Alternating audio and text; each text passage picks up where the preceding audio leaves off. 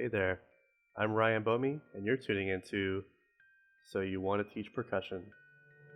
This video series is designed particularly for my current Percussion Methods students. Since they aren't able to have a typical Percussion Methods experience due to the current global pandemic, these videos are designed to give them a foundation of the technique outside of class time so that we have more time to play when we're together. But I also hope this video series can be helpful to any music educators out there. Today, we're talking about snare drum. Snare drum is one of my favorite instruments. In the first 2 episodes of this series, we focused on snare drum to discuss fundamental techniques and concepts. Many beginning percussion students start their percussion career on snare drum, and considering the fact that you're only having to deal with one playing surface, it caters to those beginners who are still getting the hang of the technique without having to immediately try to apply it to a bunch of different surfaces. In this video, we're going to talk about one thing that differentiates snare drum from other percussion instruments: rudiments. If your primary instrument is a pitched instrument, you already know how important it is to know your scales, your arpeggios, all that good stuff. We can't play scales on a snare drum, so rudiments fill that void. Rudiments are the building blocks for a ton of what your students are going to be playing in wind band, orchestra, marching band, percussion ensemble, solo repertoire.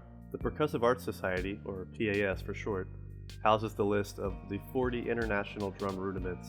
We won't be discussing all 40 in these videos, but I'll be showing you some of the more basic rudiments. In this video, we're going to look at Single Stroke Roll Rudiments, Diddle Rudiments, and Flam Rudiments. So grab your sticks, and let's get started. First, we're going to talk about Single Stroke Roll Rudiments. This is the first category of rudiments, and rightfully so. The idea behind each of them is very simple. Play a note on one hand, and then a note on the other hand. That's why they're called Single Stroke Roll Rudiments, because each hand is playing one note. So, let's play some single strokes. Rudiment number 1, the single stroke roll. This rudiment is more of a concept than a strictly defined rudiment. There's no standard duration or rhythm for a single stroke roll. The only conditions behind a single stroke roll are that you're playing single strokes in a consistent rhythm and that you're not pausing until the specified end of the roll. Rudiment number 2, Single Stroke 4. This is a more specific version of the single stroke roll. As the name suggests, you're playing single strokes, but you're only playing 4 of them. Since you're playing an even number of notes, if you start on your right hand, you're going to end on your left, and vice versa. Rudiment number 3, Single Stroke 7. Same idea as the Single Stroke 4, but now we're playing 7 notes instead of 4. Since you're playing an odd number of notes now, the first note and last note of each of these will be played by the same hand. That means the next Single Stroke 7 I play is going to start and end on the opposite hand, since we don't repeat either hand for Single Stroke Roll Rudiments. You probably noticed that I was using a wrist rotation to play those Single Stroke Roll Rudiments, just like we talked about in fundamental technique. But our wrists are a bit limited when it comes to quicker tempos. It takes a lot of motion for us to bend the wrist, and that doesn't work very well for us at faster tempos. If you're trying to play fast single strokes with your wrists, but you can't keep up, you're going to have to think about using a smaller muscle group, the back fingers. Just to understand the motion, we're going to try this without a drumstick. Set up your fulcrum and try to do some one-handed claps with your back fingers. But we're not starting all the way out here. Thinking about starting more here, kind of cradling our invisible drumstick. And from here, you're just going to give your palms some pats for doing such a good job. When you add the stick back into the equation, you're going to do the same motion, but instead of patting your palm with the stick, now you're going to use the back fingers to send the head of the stick downward and toward the instrument. This should kind of feel like pumping gas with your back fingers. And the head of the stick should rebound before the stick has a chance to make contact with your palm. It's worth noting that you're not going to get as much height out of the stick using your fingers as you would a full wrist rotation.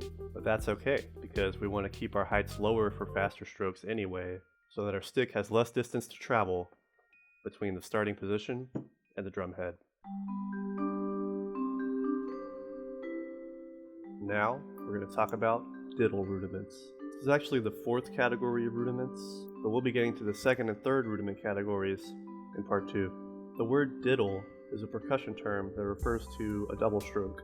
Double stroke just means we're playing 2 successive notes on one hand, just like how a single stroke means we're only playing 1 note on each hand.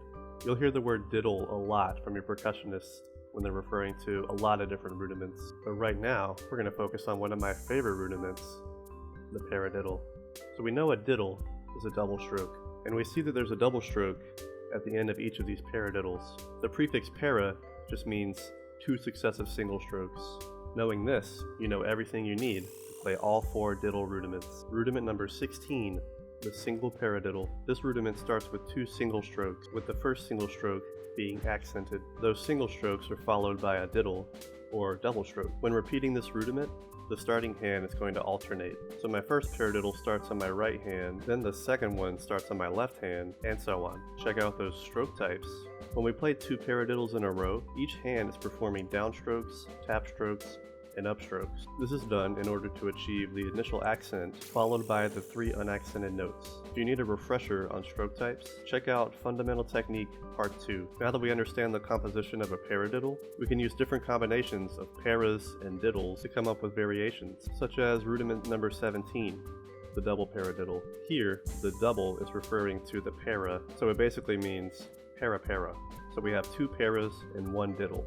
You'll notice that we're using the same stroke types that we used for the single paradiddle, but in a slightly different pattern. And then there's rudiment number 18, the triple paradiddle. Again, triple refers to the para, so we have 3 paras and 1 diddle. Same stroke types as the other 2, but in a different pattern. And just like the other 2, when we play these back to back, the starting hand is going to alternate. We can even use 1 para and change the amount of diddles. For instance, rudiment number 19, the single paradiddle diddle. Single para, meaning 1 pair of single strokes, and diddle diddle, meaning 2 pairs of double strokes.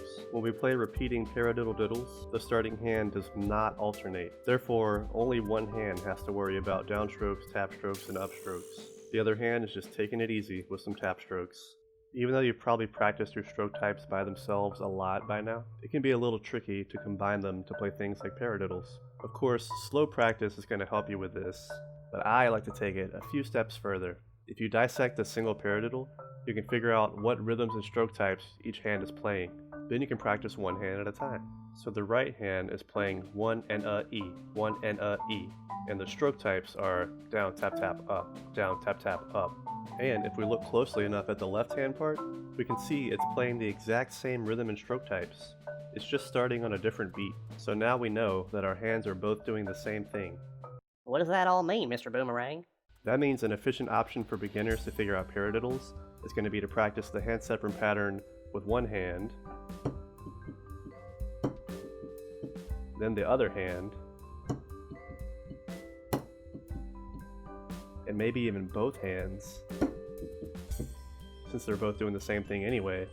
And then once they've got the hang of that, they can try applying what they know to a paradiddle as written, taking time to pay attention to each hand and make sure that it's playing the right stroke types and the right rhythms. That's pretty cool, but does it only work for paradiddles? Nope. Believe it or not, it works for all 40 international drum rudiments. And if you check the link in the description, you'll find my Rudiment Breakdown guide. I've broken down all 40 rudiments this way, so that you and your students can see all of the hand-separate rhythms and stroke types. Oh, cool. Thanks, Mr. Boehme. No problem, generic percussion student who looks a lot like me. Is that my headset? I gotta go to class.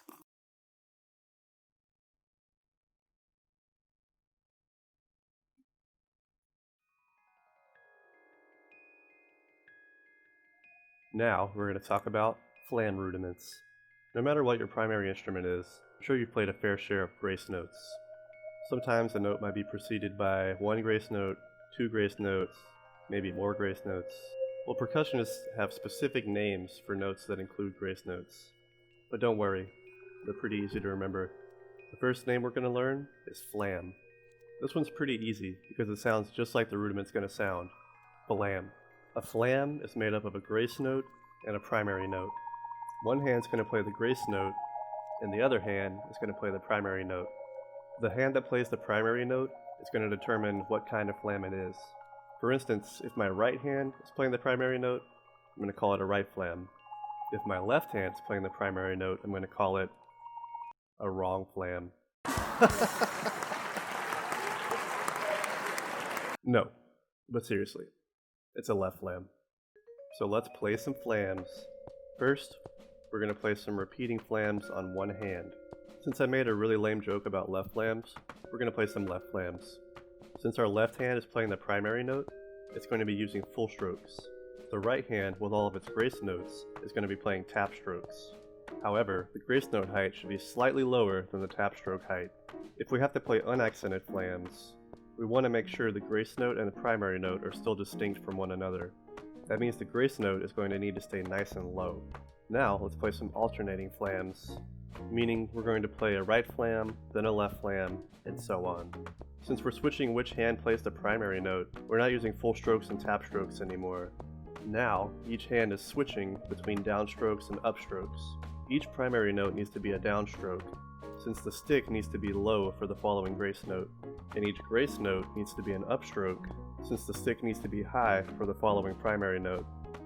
If you've never played flams before, don't be afraid to play these in super slow motion. Start by adding a ton of space between the grace note and the primary note. More of a flam than a flam. As you get used to the motions of each hand, you can decrease that space gradually so you're closer to flam. But be careful, if you close that space too much, you'll get what we call a flat flam. That's when both sticks hit at the same time, which is actually more of a double stop than a flam.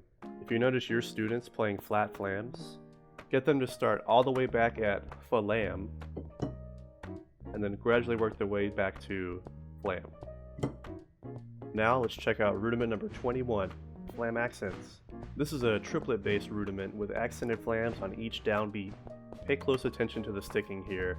If I take out the grace notes, you can see we're just playing alternating sticking here, but once I add the grace notes back in, our hand separate pattern changes just a little bit.